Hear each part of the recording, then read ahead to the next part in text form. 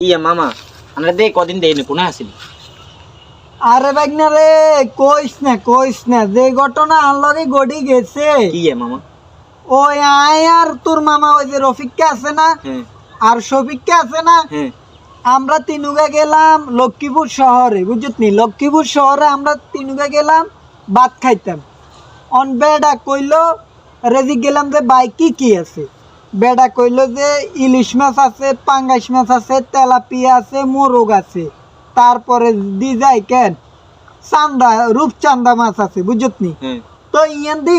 ইয়ান দি আমরা লাস্টে দিয়ে আঙ্গ তিনুগার কত হয়েছে রূপচান্দার আবার রেট একটু কম আসিল হ্যাঁ আঙ্গ তিনুগার কত হয়েছে